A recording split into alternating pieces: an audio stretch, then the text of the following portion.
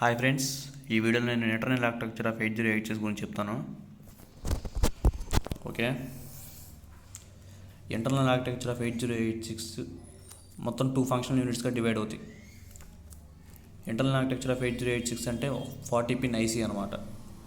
అందులో 2 functional units, ఒకటి bus interface unit, ఒకటి execution unit.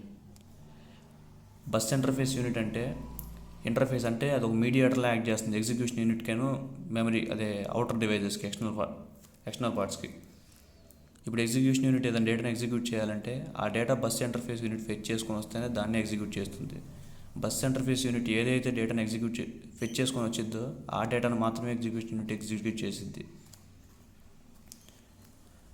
So first bus interface unit గురించి చూద్దాం. బస్ ఇంటర్ఫేస్ యూనిట్ వీటిలో ఫంక్షన్స్.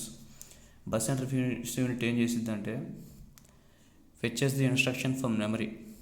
ఇప్పుడు ఏదైతే మెమరీలో ఉంటుందో ఇన్స్ట్రక్షన్స్ కానీ మెమరీ డేటా కానీ దాన్ని ఫెచ్ చేస్తుంది. మెమరీ నుంచి ఫెచ్ చేసి దాన్ని ఎగ్జిక్యూషన్ యూనిట్కి ఇస్తుంది. ఈ బస్ ఇంటర్ఫేస్ యూనిట్ ఇచ్చేదే ఎగ్జిక్యూషన్ యూనిట్ ఎగ్జిక్యూట్ చేస్తుంది information. And next point, write the data into memory.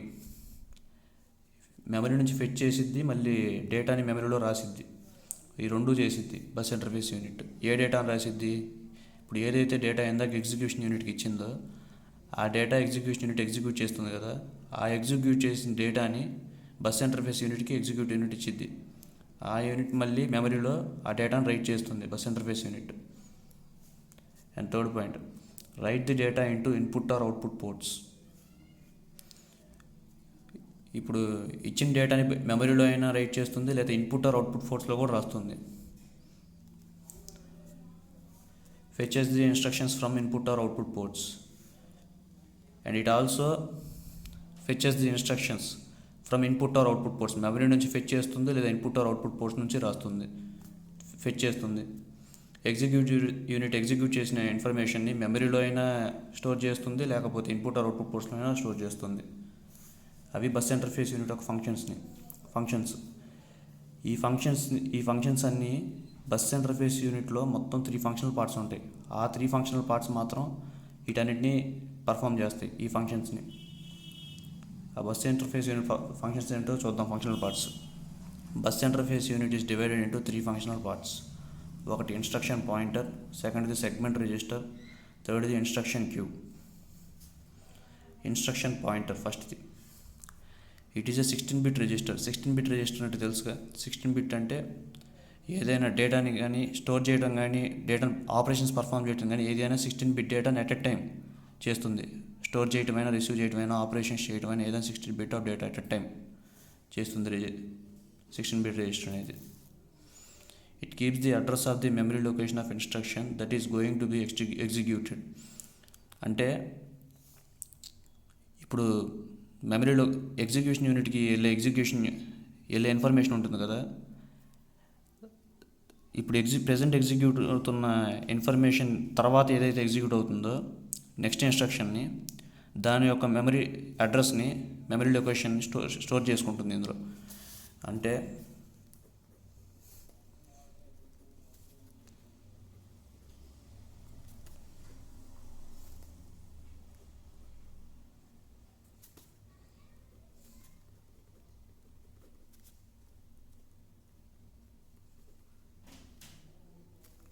It fetches the address of next instruction. Next ఏదైతే ఇన్స్ట్రక్షన్ ఎగ్జిక్యూట్ అవుతుందో దాని యొక్క అడ్రస్ని ముందే దీంట్లో ఉంచుకుంటుంది ఇన్స్ట్రక్షన్ పాయింటర్ అనేది.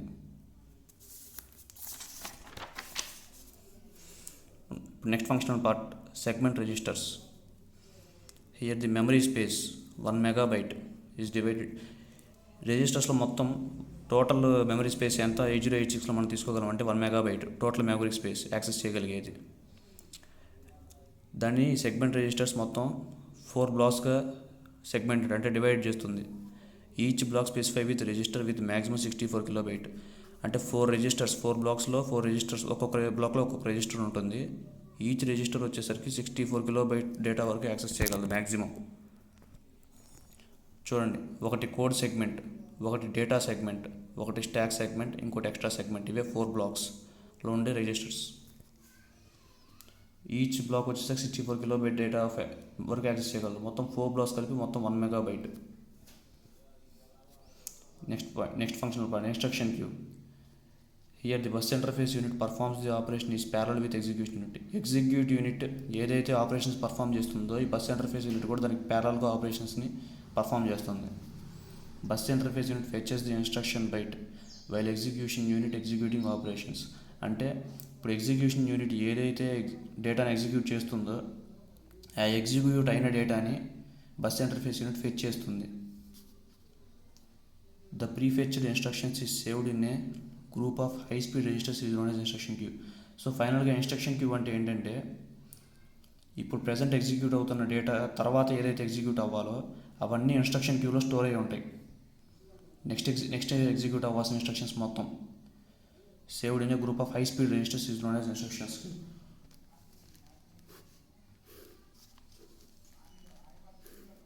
ఇప్పుడు ఇది ఇన్స్ట్రక్షన్ క్యూ అనుకోండి.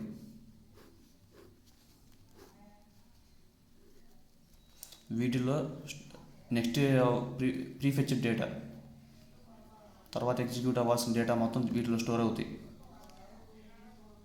ఇప్పుడు ఫస్ట్ తర్వాత ఎగ్జిక్యూట్ అవ్వాల్సింది దాని తర్వాత ఎగ్జిక్యూట్ అవ్వాల్సింది ఇది దాని తర్వాత ఎగ్జిక్యూట్ అవ్వాల్సింది అలా స్టోర్ అయి ఉంటాయి. ఇప్పుడు bus interface unit block diagram చూద్దాం. ఇప్పుడు ఇందా చెప్పాను కదా ఫంక్షనల్ యూనిట్స్, అది ఇన్స్ట్రక్షన్ పాయింటరు, ఇది వచ్చేసరికి ఇన్స్ట్రక్షన్ క్యూ.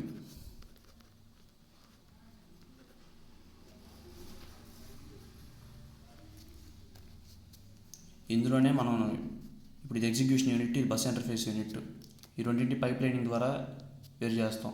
అసలు ఇది ఎందుకు వాడుతున్నాం అంటే ఎగ్జిక్యూషన్ని ఫాస్ట్ చేయడానికి.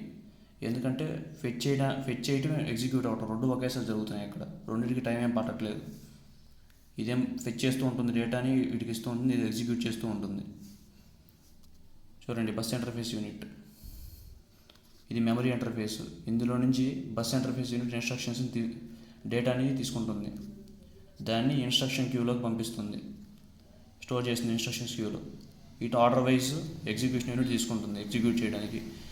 నెక్స్ట్ ఇన్స్ట్రక్షన్ ఇది తర్వాత ఇది అలా ఈ రిజిస్టర్స్లో స్టోర్ అయ్యి ఉంటాయి. ఇది వచ్చేసరికి మొత్తం ఒక్కొక్క రిజిస్టర్ వచ్చేసరికి 16 బిట్ రిజిస్టర్, 16 బిట్ ఆఫ్ డేటాను స్టోర్ చేసుకుంటుంది ఒక్కొక్క బ్లాక్ వచ్చేసరికి వీటిలో. అండ్ ఇది సెగ్మెంట్ రిజిస్టర్. ఇందులో ఈ ఎగ్జిక్యూషన్ యూనిట్ మొత్తం ఆపరేషన్స్ మొత్తం పర్ఫామ్ చేసిన తర్వాత ఆ డేటా అంతా ఇందులో స్టోర్ చేసుకుంటుంది. ఆ తర్వాత ఇది బస్ ఇంటర్ఫేస్ యూనిట్ నుంచి మెమరీకి ట్రాన్స్ఫర్ చేస్తుంది డేటాను మొత్తం. బస్ ఇంటర్ఫేస్ యూనిట్ ఈ డేటాను మొత్తం మెమరీలో రైట్ చేస్తుంది. సో ఇది